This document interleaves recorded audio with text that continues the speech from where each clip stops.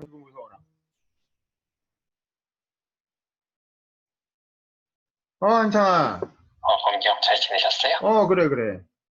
통화 가능하세요? 얘기해. 형, 저희 의원실에서 내일 선관위원들 있잖아요. 대상자들 2명 인사청문회를 하게 되는데, 오케이. 아무튼 요목 같은 것들이나 저희가 이제 신상은 좀 살펴봤는데 신상은 나오는 게 거의 없더라고요, 둘 다. 네. 그래서 이제 선거법이라든지 선거 이런 것들에 대한 쟁점 같은 것들이 어떤 게 뭐가 있을까 해가지고 근데 그냥 기본적으로 제일 떠오르는 건 사이로 선거에 대한 부정선거다 이런 얘기 나오잖아요. 그런 거는 있을 것 같은데 그건 너무 다들 아는 거니까. 그래서 그냥 형이 생각했을 때 그동안 선거 제도에 관련된 문제 같은 것들 쟁점 같은 것들 다뤄볼 만한 게 있을까요? 선거 관리. 네, 선거관리위원회 이쪽 해당되는 방향 혹시 있으시면 알려주시면 그쪽 한번 알아보려고요. 자료 같은 거 보면서. 글쎄, 나도 갑자기 이렇게 물어보면 잘 모르긴 하겠는데. 네, 그러시군요, 형도. 근데 이제 그런 거죠. 선거 관리라는 게 우리나라 선거법이 너무 정치를 제약하고 힘들게 만들고 있잖아. 예, 그런 게 문제라면 문제인 거지. 그래서 사실은 정치를 좀 풀어주고, 정치자금법이나 이런 것도 좀 사실은 현실적으로, 너 선거운동 해봤으니까 알 거 아니야. 너무 비현실적인 부분들이 많단 말이야. 그래서 이제 그런 어떤 정치활동이나 그런 걸 좀 자유롭게 풀어주는 그런 게 필요하다고 나는 생각을 하는데, 문제는 그게 선거위원들 불러놓고 할 얘기는 아니고, 국회의원들이 스스로 법을 바꾸면 되는 거야. 그렇죠. 근데 그런 걸 가지고 있으면서 선관위원한테 물어볼 수는 있겠네요. 그 사람이 물어도 나도 그게 필요하다는 얘기를 하면은 힘을 받는 거니까 어떻게 보면. 잠깐만. 야, 지금 온라인으로 줌으로 회의해야 돼가지고 다음에 또 통화하자. 예, 들어가세요. 네. 아이고, 안녕하십니까. 소리 키세요. 소리 좀 안 되죠? 소리 키세요. 지금 음소거 돼 있거나 지금 뭘로 하고 계세요? 연결 중이네. 오케이. 얘기해 보세요. 제 소리 들려요? 안 들리네. 제 소리 들려요? 아직도 안 들려요?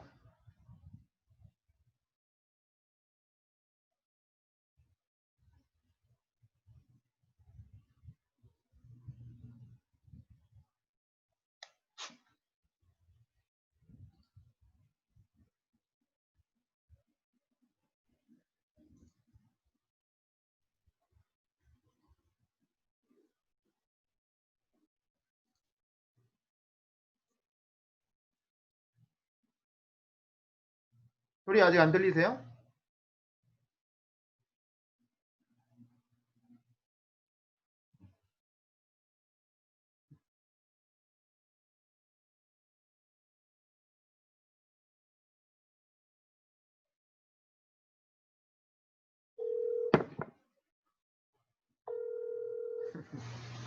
예, 이내 씨. 기준님. 소리 왜 안 돼? 소리가 안 되는데. 아니, 일단 스피커 켰어요? 컴퓨터에 스피커 켰어요? 제가 지금 에어팟을 연결해서 하고 있거든요. 뭘로? 에어팟을. 컴퓨터 PC로? 네. 아니, 에어팟 끄고 필요 없고, 그냥 노트북에 스피커를 키라고. 그게 제일 확실해요. 노트북에 있는 스피커요? 근데 마이크 기능이 있어요? 마이크 필요 없어요. 그냥 다 들어가요. 그래요? 나도 지금 마이크 없이 하는 거야. 한번 시도해볼게요. 다 끄시고 그냥 하세요. 네.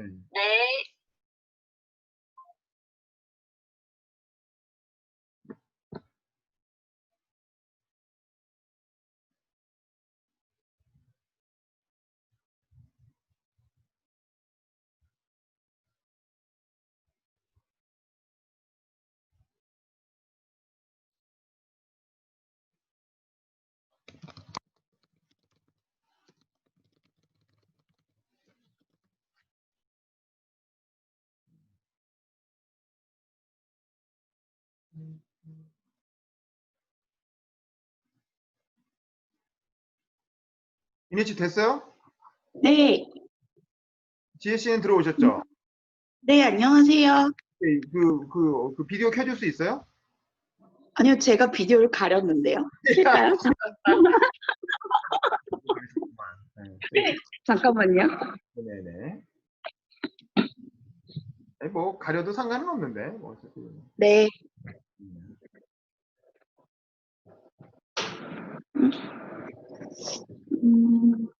잠깐만요. 아, 됐다. 이제 된 것 같아요. 잠시구만. 핸드폰이구만. 네. 근데 뭐 고정할 거치대 없어요? 제가 한번 찾아보고 다시 켤게요, 비디오.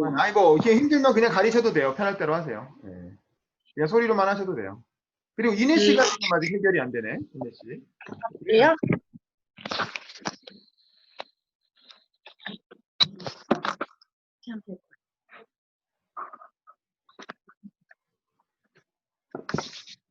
근데 저는 이게 발제를 처음 해보는 거라 어떻게 해야 돼요? 그냥 그대로 계시면 돼요. 일단 가만히 계세요. 지혜 씨는 아무 문제 없습니다. 잘 되고 있어요. 이내 씨가 문제인데. 저는 소리가 안 되는 것 같아요. 왜 안 되지? 지금 뭘로 하고 있어요? 줌 미팅? 이게 아니라 컴퓨터를 뭘 쓰고 있냐, 컴퓨터. 그냥 집에 있는 컴퓨터? 네, LG로 하고 있는데. 왜 안 되지? 그 스피커 켰어요? 네. 스피커 켰고, 거기 밑에 이 줌 처음 네. 들어와 보죠? 밑에 보면 음소거 이렇게 써 있는 거 보여요? 네. 음소거, 비디오 중지 뭐 이런 거 써 있잖아요. 네. 그거 눌렀어요? 아니요. 한번 눌러보세요. 음소거요? 그거 그 통화에서 인터넷 통화인가? 인터넷 전화인가? 그걸로 하셔야 돼요. 밑에 보면 음소거라고 돼 있는 거 있죠? 화면 밑에 이렇게 내려보면 비디오 중지라고 돼 있는 걸 누르면 이렇게 제가 비디오가 없어지죠? 네. 없어지고 화면 다시 나오고 옆에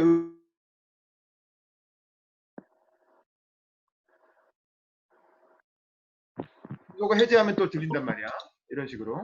저는 아예 지금 소리가 아예 안 들리고. 그러니까 왜 안 들리냐 이거야. 왜? 저도 모르죠. 이거 처음 해봤어. 나한테 물어보면 어떡해. 이건 뭐 방법이. 그럼 제가 이거를 다시 껐다 다시 들어가 볼게요. 이거 설정을 일단 바꿨으니까. 그런가? 네. 한번 다시 나갔다 다시 들어가 볼게요. 네네, 그러세요. 네. 네. 지혜 씨는 별 문제 없죠? 네. 지혜 씨는 이 줌을 좀 써보셨어요, 원래 집에서? 한 몇 번 해봤어요. 그리고 엄마 하시는 거 도와드리고 하느라고. 엄마는 무슨 일로 준비하셨어요? 스터디도 하시고, 모임도 하시고 하셔서. 요즘 어때요? 의원실에서는 줌 안 써요? 줌 쓰죠. 그 얘기도 하려고 했어요. 의원님도 줌으로 인터뷰도 하고 그랬어요. 그러니까 저도 줌을 안 쓰다가 이렇게 해보니까 뭐 금방 또 익숙해. 저도 처음에는 뭐 소리도 안 되고 뭐 어떻게 모르겠고 막 헷갈렸는데 몇 번 해보니까 뭐 간단하더라고요. 금방 익숙해지고. 맞아요. 별로 어려운 플랫폼은 아니다. 그러니까 한 4-5명, 5명 이하일 때는 괜찮은 것 같은데 사람이 많아지면 좀 그거는 좀 별로더라고요. 혹시 소리 들리세요? 들리네 이제. 들려요. 들려. 저희 소리도 들리죠? 네, 잘 들려요. 오케이. 안녕하세요. 안녕하세요. 자, 우리 한 달 만에 보는데 이제 뭐 인원도 적고 해서 앞으로는 또 이 줌에 익숙해져야 돼요 우리가. 앞으로는 다 이제 이걸로 얘기하는 시대가 왔기 때문에 줌으로 한번 해봤습니다. 참고로 회사에서 못 쓰게 해가지고 처음 해봐요. 왜 어떻게 해요? 편리한데? 저희는 공기관이라서 줌 사용을 하면 안 되거든요. 공공기관이라 이해가 안 되긴 하지만 뭐 그런가 보다 하고. 이게 줌이 개인정보나 이게 되게 열악해서 저희는 이거 말고 공무원들이 사용하는 기능이 있는 다른 걸 쓰고 있어요. 그렇군요.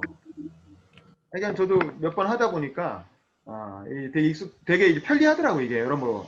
그래서 잘 사용하려고 하고 있고. 저는 이런 것도 준비했어요. 이게 뭐냐면 조명. 이게 없으면 다르다. 어쩐지 뭔가 다르다는 생각했어. 조명. 그러니까 이게 하다 보니까 이런 게 정신이 간이 났어라니. 이런 게 필요하다는 건 이제 알게 된 거예요. 하여간 어쨌든 그래서 많이 하다 보면 되게 이제 이게 활용하기가 좋고 써먹을 때도 많고 뭐 그런 것 같아요. 자, 오늘 이 노인과 바다를 하는데 제가 읽어보니 일단 참고로 저는 이거 줌 유료 회원은 아니에요. 그래서 40분이면 끊겨요. 예, 유료 회원이 아니면 40분까지만 무료로 쓸 수 있거든요. 그래서 지금 우리가 10분을 이미 썼기 때문에 30분 정도밖에 시간이 없고 혹시 만약에 끊기면 다시 들어가서 또 열면 되긴 해. 아니면은 지혜씨나 다른 분이 열어주셔도 되고 그럼 글로 들어가서 해도 되고 어떻습니까? 이게 뭐 내용이 워낙 짧아서 뭐 굳이 내용은 다 세 분 다 읽어는 보셨죠? 네. 네. 굳이 내용을 우리가 뭐 블라블라 줄줄 요약할 필요는 우리끼리 다 읽었으니까 없을 것 같고 그냥 이제 소감 위주로 얘기를 좀 나누면 될 것 같은데 뭐 기본적인 스토리는 뭐 아시겠지만 84일간 한 번도 고기를 낚지 못했던 쿠바의 농부 산티아고 맞죠? 이 할아버지가 이제 마눌린이라고 하는 소년이랑 수다를 떨다가 85일은 왠지 이 숫자가 행운의 숫자다. 85일째에서는 좀 고기를 낚을 것 같다라고 예언을 하고 이제 항해에 떠나죠. 항해에 떠나서 이제 바다로 나가서 청새치라고 하는 이제 큰 낚시, 청새치 낚시를 하려고 하다가 어느 날 이제 걸린 거지. 걸려서 이제 이게 뭐 왜 이렇게 크지 하고 이렇게 한참을 한 이틀간 이렇게 붙잡고 가다 보니까 팡 하고 물 위로 떠오르잖아. 이 장면이 클라이막스죠. 청새치가 물 위로 떠오르는데 그게 한 18피트라는 거야. 18피트라는 게 대충 우리 몇 미터예요? 18피트면 미터로 환산은 몇 미터인가요? 한 1피트가 발 하나 길이니까 한 30cm라고 치고 그러면 18피트면은 한 4m, 5m? 뭐 이 정도 되는 거죠. 4, 5m면은 뭐 엄청난 배가 한 3m 정도라고 봤을 때 배보다도 더 큰 이제 고기가 떠오르는 걸 본 거지. 아, 이거 청새치라는 게 앞에가 뾰족하게 창처럼 달려 있고 뒤는 이제 참치처럼 큰 뭐 그런 고기잖아요. 마지막에 보면 상어의 일종이라고 나오는데 어쨌든 이제 그걸 보고 저놈을 잡아야 되겠다고 생각을 해서 열심히 사투를 벌여서 청새치를 잡죠.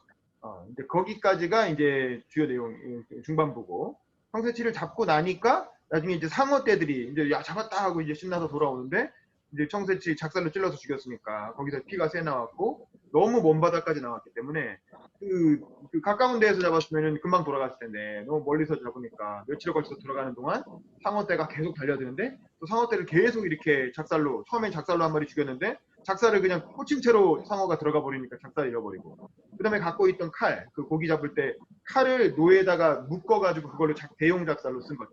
그걸로 또 한 마리 찔러 죽였는데 그러다 보니까 또 칼 끝이 부러져 버려가지고 또 상어랑 같이 바닷속에 들어가 버리고 그러니까 나중에 이제 노를 갖고 막 이렇게 때리고 몽둥이로 때리고 이러면서 마지막 순간까지 상어와 사투를 벌여서 결국에는 돌아오잖아요. 이제 마을로 돌아왔는데 너무 피곤해서 이제 노인을 들어가서 자고 그 꼬맹이가 노인이 돌아왔는데 보니까 엄청나게 큰 이제 청새치 뼈다귀를 안고 들어온 거지. 그래서 그 과정이 보는 순간 딱 이해가 되잖아요. 아, 어떤 일을 겪었겠구나 라고 이해가 되니까 그때부터 이제 막 존경하는 마음이 더 생겨서 찾아가가지고 막 커피도 갖다 드리고 마을 주민들도 나와가지고 와 어떻게 이런 걸 잡았대? 근데 상어가 뜯어 먹었네. 황당해하고 뭐 그리고 마지막에는 이제 그 커피숍에 왔던 손님 2명 남자 여자 2명이서 저게 뭐예요? 이렇게 물어보니까 아 저거 상어의 일종이다. 와 상어가 저렇게 큰 줄 몰랐어요. 뭐 이런 얘기 하고 노인은 마지막에 이제 잠을 자고 있었는데 젊었을 때 아프리카 사냥 갔을 때 했던 이제 사자 꿈을 꾸고 있었다. 라는 걸로 끝나는 게 이제 기본적인 스토리 라인이기는 하죠. 이제 내용은 그냥 간단히 제가 짧으니까 제가 그냥 요약을 했고 보시면서 어떤 생각이 들었는지 소감을 한번 좀 나눠볼게요. 우리 지혜 씨부터. 지혜 씨가 제가 보는 그림상 위에 있거든요. 이제 지혜 씨. 네. 어떤 생각이 드세요?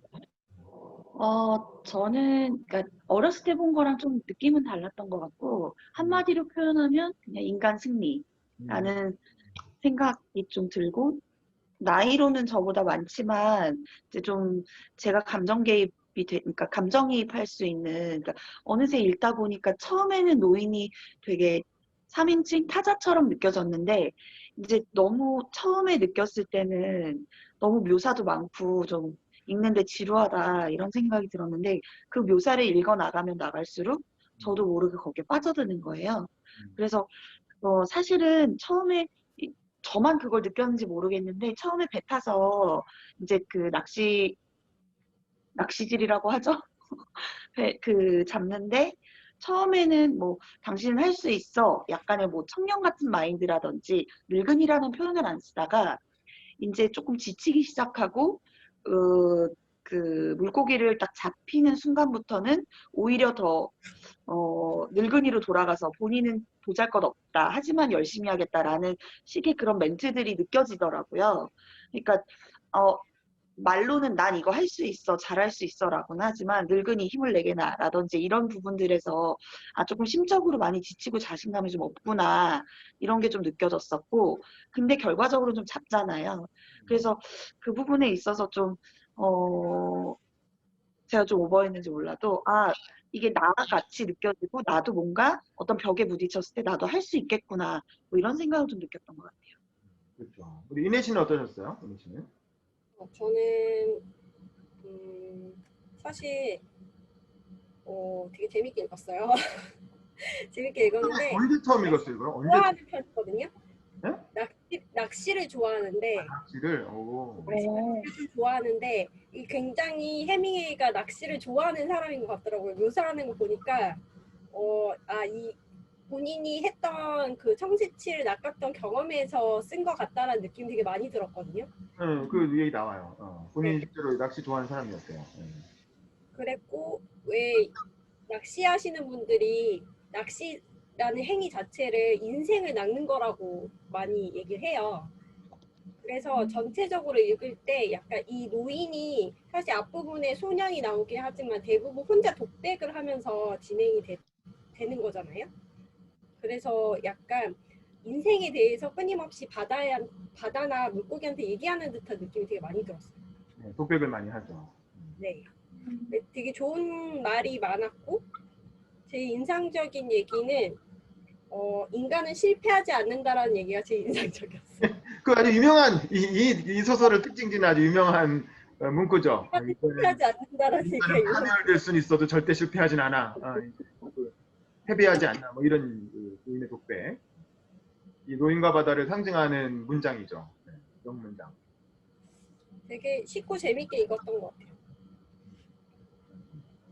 저는 이걸 보면서 어떤 생각이 들었냐면 이게 그러니까 나도 이걸 보고 나서 유튜브에 떠있는 리뷰를 많이 봤어요. 유튜브에 이제 5분짜리 뭐 10분짜리 짧게 해놓은 리뷰들 많이 있잖아요. 그래서 그런 걸 쭉 봤는데 이게 해밍웨이가 52년 3년에 쓴 소설이잖아요. 그러니까 굉장히 말년에 쓴 거야. 해밍웨이는 1899년생이기 때문에 딱 50몇 살이면 50몇 살인 거거든요. 50년 되면. 근데 그리고 사실상 이게 출간한 마지막 소설이에요. 그러니까 해밍웨이가 인생에 아주 온갖 풍파를 다 헤쳐놓은 아주 뭐 그 20세기 전반의 이른바 극단의 시대 2번의 세계대전을 다 참전을 하고 물론 그 전투원으로 참전한 건 아니에요. 종군 기자로 젊었을 때 복싱을 하다가 눈을 다쳐가지고 그 눈 상처 때문에 군대를 못 갔어요. 징병을 안 받아줘서 그래서 이제 뭐 방법이 없을까 하다가 종군 기자로 그 양반이 이제 젊었을 때 보면 고등학교를 졸업하고 바로 기자가 되거든요. 그러니까 저는 그것도 재밌었던 게 우리나라는 기자하면 다 대학을 나와야 되는 직업이라고 생각하는데 미국은 고등학교만 나와도 사실 유럽도 그래요. 옛날에 그 올로프 팔메라는 스웨덴 총리도 그렇고 고등학교 졸업하고 첫 직장이 기자야. 그리고 기자를 하다가 나중에 다시 대학을 가고 뭐 그러기도 하는데 어쨌든 해밍웨이는 고등학교 졸업하고 바로 기자가 됐고 기자가 되고 나서 종군 기자하고 두 번의 전쟁을 1차 대전, 2차 대전을 다 참 종군을 하고 그다음에 그 유명한 스페인 내전 1930년대에 있었던 스페인 내전도 종군 기자로 참여를 하죠. 그러면서 온갖 전쟁터를 자기가 막 누비면서 하는 거야. 그리고 종군 기자 편하기만 했던 게 아닌 게 처음 갔던 건 적십자 요원으로 종군을 한 거였는데 그때 이제 폭탄이 터져가지고 부상을 당해서 다리에 뭐 폭탄이 20몇 개가 파편이 박혀서 그걸 떼어내는 수술을 했다고 하더라고요. 그래서 미국에서 유명해진 게 2차 대전에 참전한 미국인 중에 최초로 부상을 당한 사람으로 이제 유명했대요. 그래서 그 미국의 이름이 좀 알려지고 그랬다고 하더라고요. 하여간 그랬을 정도로 이 20세기 전반기 그 격동의 시대에 자기를 던져가지고 역사 속에서 막 뒹굴면서 이제 인생을 산 사람이야. 그래서 이 양반이 처음 수습 기자가 됐을 때 그 기자 하면서 배운 글쓰기 방법이 하드보일드 스타일이라는 거예요. 우리가 이제 영화나 이런 거 하드보일드란 말을 많이 쓰잖아요. 근데 이 해밍웨이에서 나온 말이에요. 그게 뭐냐면 저도 글쓰기 할 때 그렇게 배웠거든요. 기자 준비할 때. 빼고 다 빼고 나서 이 정도면 깔끔하다라고 느껴졌을 때 하나 더 빼라. 이게 이제 그 기자들이 글 쓰는 방법이거든요. 그리고 형용사 쓰지 마라. 가급적 형용사 쓰지 마. 뭐 위대하다, 뭐 훌륭하다 이런 말. 훌륭하다라는 게 도대체 뭐야? 그냥 팩트를 나열해가지고 팩트가 말하게 해야지. 그렇게 이제 그 추상적인 걸로 휴식하지 말라는 거고. 그 다음에 이제 문장 짧게 써라. 가급적 단어가 적게 들어가는 문장이 좋은 문장이다. 뭐 이런 거 저도 글쓰기 강의할 때 많이 하고 저도 그렇게 배웠는데 보니까 해밍웨이가 그런 식으로 쓰는 거야. 이 소설의 유명한 첫 문장이 그거잖아요. 그는 멕시코 말 위에 조각배를 띄우고 홀로 고기를 잡으면서 살아가는 늙은 어부였다. 노인은 오늘까지 80살께는 고기를 한 마리 잡지 못했다. 이 첫 번째 문장에서 보면 형용사가 old, 늙은 어부. 그 다음에 홀로, alone 두 개밖에 없어요. 나머지는 다 명사나 뭐 동사 뭐 이런 거죠. 그러니까 이 해밍웨이의 글씨체라는 게 그렇게 추상적인 어떤 표현이었고 다 구체적인 사실만 적시하고 짧게 튀고 나가는 그런 방식의 글쓰기를 한다는 거죠. 그래서 이제 이게 그런 하드보일드 글쓰기의 아주 대표적인 사례로 꼽히는 게 이 노인과 바다고. 이게 우리가 뭐 영화 같은 거 보면 되게 끔찍하고 뭐 잔인한 장면 그대로 이렇게 보여주는 거 하드보일드하다고 하잖아요. 그런 게 여기서 왔다. 여기 보면 중간에 막 정어리 같은 거 칼로 잘라가지고 내장 파내고 이렇게 쪼개서 회를 떠서 먹는 거잖아요. 배 위에서 회 떠서 먹는 장면을 그대로 묘사를 하잖아요. 그런 게 이제 하드보일드 이런 거. 이게 그대로 영화로 만들면 영화가 되는 거고. 실제로 매드맥스 뭐 이제 우리가 아는 그런 영화들이 다 이런 거에서 표현법에서 따온 라는 생각이 들었어요. 그래서 이게 참 고전이라는 건 우리가 할 바가 많구나 그런 생각이 들었고 저는 이걸 청소년들한테 자꾸 추천도서로 한다는데 내가 보기에 이건 청소년 추천도서는 아닌 것 같아요. 청소년들한테 추천해가지고 이 작품에 뭐 어렸을 때 한번 읽어보는 게 나쁘진 않겠지만 이 작품의 어떤 진면목을 이해할 수가 없고 10대 때는 물론 이제 우리나라 애들은 워낙 10대 때부터 하드보일드하게 공부를 시키니까 그런 이제 공부를 하드보일드하게 하는 이제 뭐 그런 걸 수도 있긴 있겠지만 사실은 그건 너무 규격화된 그런 하드보일드고 결국 이제 이게 저도 이게 유튜브 듣다 보니까 그렇더라고요. 해밍웨이가 말년에 그 쿠바에 놀러 가가지고 쿠바 어부랑 밥을 먹은 거야. 쿠바 어부랑 밥을 먹다가 이 얘기를 들은 거예요. 쿠바 어부한테 실제로. 쿠바 어부가 한 50일 정도 이제 항해를 나가는데 맨날 공치다가 어느 날 운 좋게 하루에 한 6마리 정도 큰 물고기를 잡아갖고 와 신난다 하고 들어오다가 상어떼한테 습격을 당해서 상어떼가 그걸 다 뜯어먹고 뼈다귀만 갖고 들어왔다. 라는 얘기를 해준 거야. 해밍웨이한테. 쿠바의 실존 어부가. 그러니까 해밍웨이가 그 얘기를 듣고 이거 제가 그 소설 써도 될까요? 라고 물어보니까 그 어부가 괜찮아. 그냥 돈 필요 없고 이거 지금 밥값만 내시라고.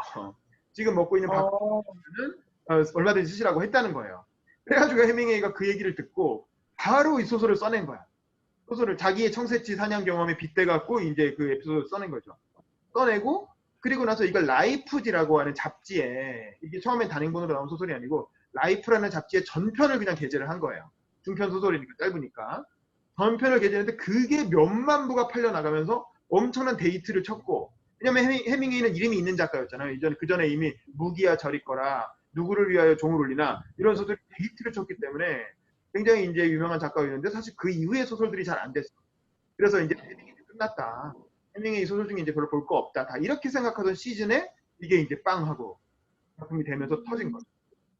그래서 그러니까 이게 잘 되니까 이거 단행본으로 다시 출간하자 그래서 노인과 바다는 제목을 달아서 단행본으로 다시 출간을 해가지고 지금까지 해밍웨이의 마지막 출세작이고 그 전까지는 해밍웨이 작품이 너무 염세적이고 너무 허무주의적이고 냉소적이고 그래서 별로 좋은 평가를 못 받았대요. 그러니까 대중적으로는 인기가 있어도 그런데 이 소설로 퓰리처상을 탔고 퓰리처상이라는 건 원래 기자들한테 주는 상이잖아요.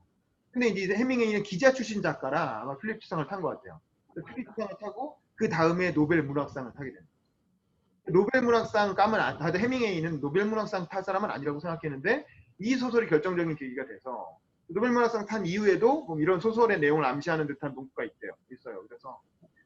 그래서 이제 퓰리처상과 노벨 문학상을 안겨준 어떤 최고의 출세장이 됐고 말년의 어떤 업적이 된 거죠.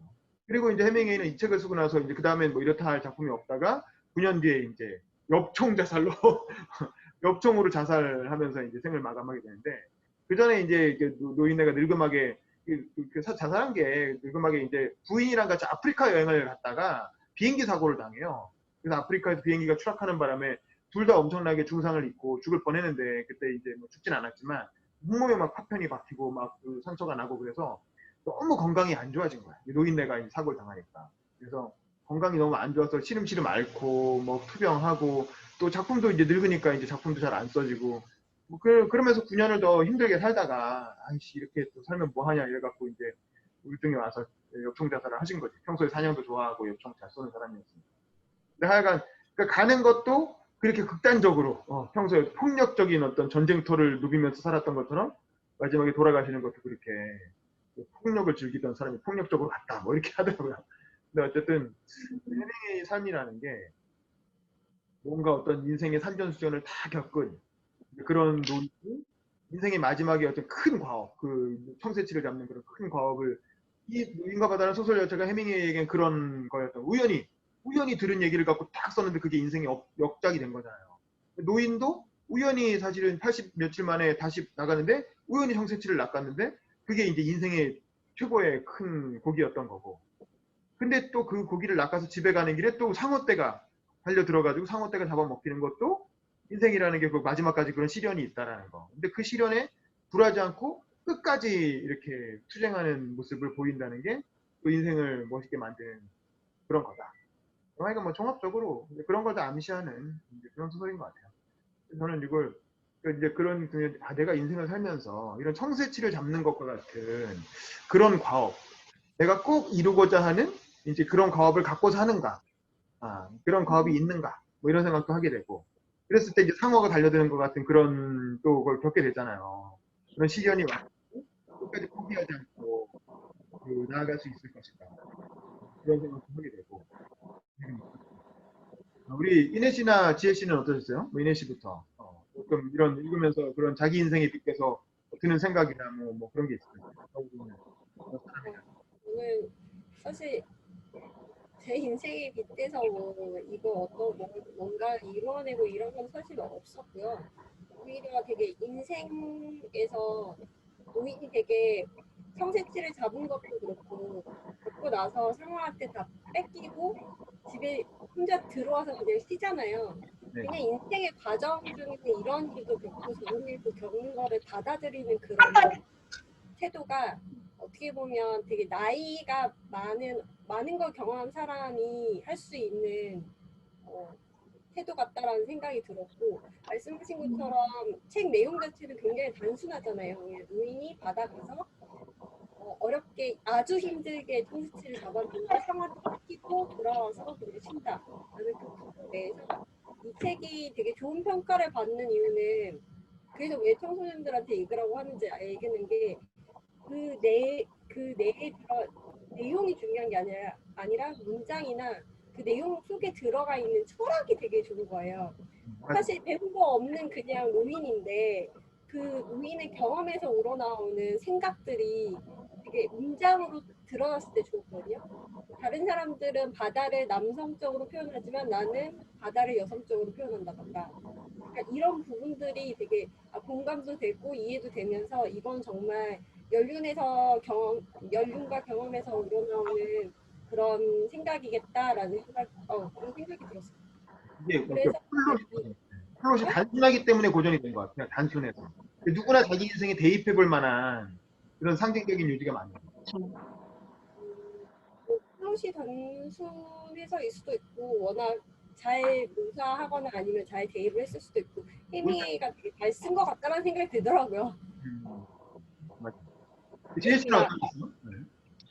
저는 여기에서 되게 좀 인상 깊었던 문장보다는 약간 문단이 있는데, 상어랑 싸우고 그 약간 지쳤을 때, 그래 이게 행운이었는지도 몰라, 그래 나 뭐 84일 이거 할 때 85일 그 행운을 쫓으려고 했잖아 라고 하면서 이제 좀 어느 정도 자기가 그 가지고 있었던 그 약간 포기 아닌 포기도 하고, 지금까지 자기가 행운을 바랬다라는 게 행운 자체가 아니라 하나의 뭔가 근본적인 걸 원한 게 아니라 약간 요행이나 이렇게 남한테 보여질 때 번듯한 거를 원한 거 아닌가라고 좀 해석이 되더라고요. 그래서 여기에서 오히려 그래 쓸데없는 생각하지 말자, 이거 행운이라 여러 가지 모습인데 누가 그걸 알아볼 수 있겠냐라고 하는 그 지점하고, 그러면서 왜 아바나의 불빛이라고 이제 자기네 동네에서 비친 그 아바나의 불빛 있잖아요. 그걸 발견했을 때, 아, 이 사람이 진짜로 진정으로 자기가 원하는 거, 그리고 자기가 본질적으로 성취감을 느낄 수 있는 본질을 좀 찾은 거 아닌가라는 생각이 좀 들더라고요. 그래서 제가 너무 제 인생에 좀 이렇게 빗대어 보면 처음에 시작은 뭔가 근본적으로 어떤 이런 걸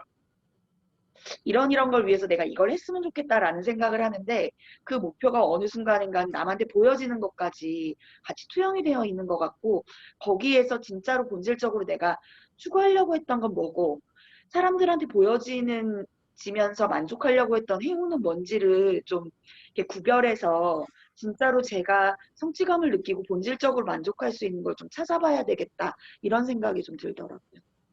맞아요. 네. 저는 요즘 회사를 상대로 1인 시위를 하고 있잖아요. 네네. 얼마 전에 그 기자 인터뷰를 하러 왔길래 내가 그 얘기를 했어. 내가 지금 노인과 바다를 읽고 있다고. 뭔가 있어 보여. 이게 우리 사장 물러나라.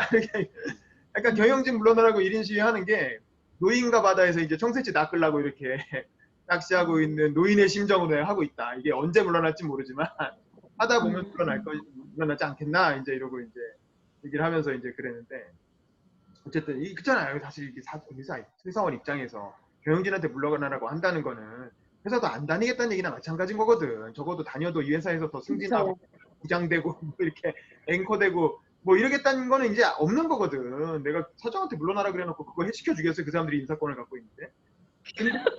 내가 보기에는 이거는 필요한 일이다. 저는 이게 우리나라 언론 개혁의 마지막 꼭지라고 보거든요. 이 언론사 안의 제왕적 권력, 사장과 어떤 뭐 경영진이라고 하는 언론사 안의 제왕적 권력을 견제하는 장치를 만드느냐 못 만드느냐.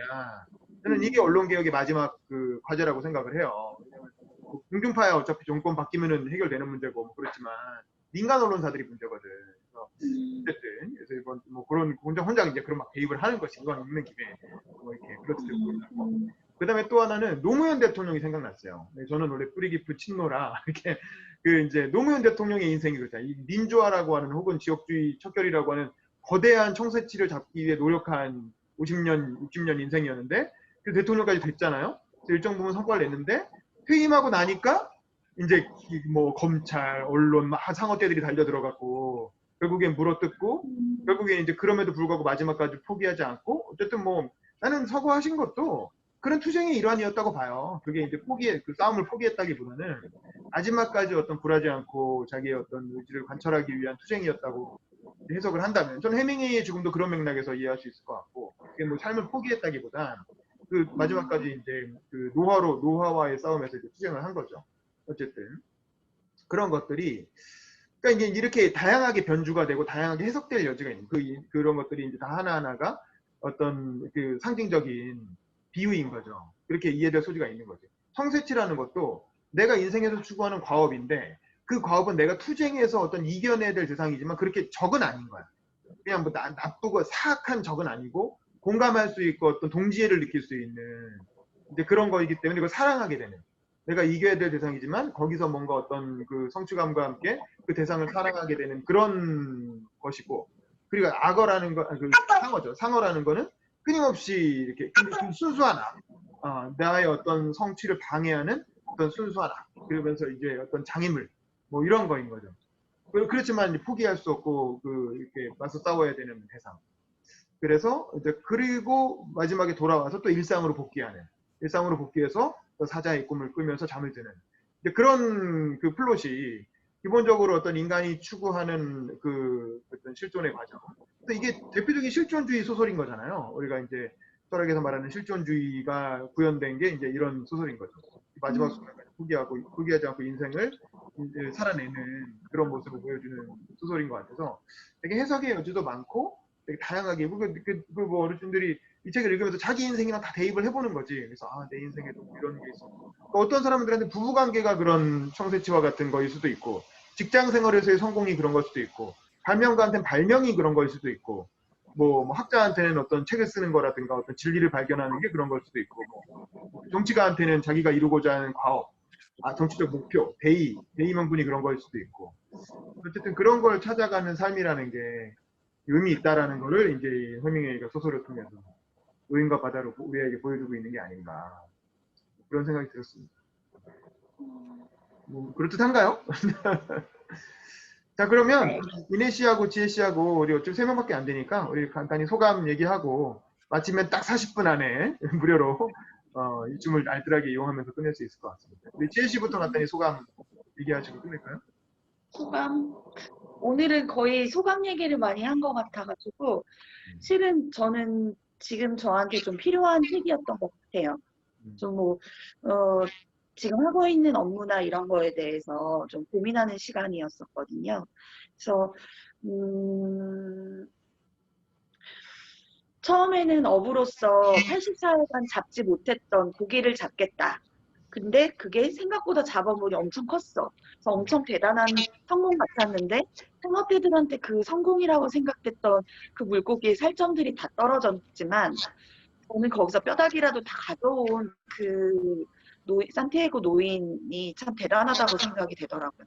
이 바다에서 이 뼈다귀만이라도 가져오려고 했던 그 좌절하지 않고 가져오려고 했던 그 모습이 아 실제로 굉장히 강인한 노인이구나.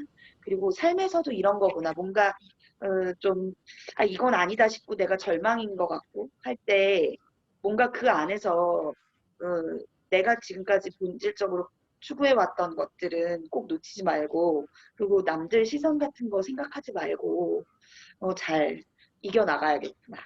잃지 말아야겠구나. 이런 생각을 했던 것 같아요. 네, 훌륭하십니다. 리네 씨도. 저는 사실 오랜만에 굉장히 약간 쉬운 소설을 읽어가지고 약간 쉬어가는 텀이라고 생각했거든요. 그래서 인생 의미를 찾거나 내 인생에 대입해보면서 읽은 건 아니고 그냥 읽어보면서 도대체 이 마을은 아바나 어느쯤에 있을까 이런 거 찾아보고 검색해보고 청새치는 뭐지 이렇게 검색해보고 이러면서 아 약간 쉬어가면서 머리를 약간 식힐 수 있었던 여름 휴가 같은 책이었던 것 같아요. 그렇군요. 자 우리 다음 모임은 우리 카톡방에서 다시 일정을 잡는 걸로 하시죠. 뭐 네. 뭘로 할지 좀 생각해 보신 거 있으세요? 왜냐면 이게 지금 줌 회의실이 시간이 얼마 안 남아갖고 간단히 추천하는 거 하나씩만 얘기하고 끝내시죠. 우리 이내 씨는? 저는 메리 셸리 프랑켄슈타인. 좋아, 재밌을 것 같아요. 지혜 씨는? 전 사실 생각을 안 해봤어요. 네, 그래서 괜찮습니다. 네. 뭐, 저는 사실은 제인 오스틴 오만과 편견 했으면 좋겠는데 너무 많이들 다들 읽으셔가지고 그 한번 하고 넘어가도 될 것 같긴 한데 어쨌든 자세한 얘기는 카톡방에서 더 얘기 나누는 걸로 하고 날짜만 24일이나 25일 어때요? 10월 24일이나 25일 둘 다 괜찮으세요? 그러면 네. 일단 25일 일요일 오전 11시로 일단 잡아놓을게요. 네, 그럼 나머지는 카톡방으로 가서 얘기하겠습니다. 수고하셨습니다. 네, 고생하셨습니다.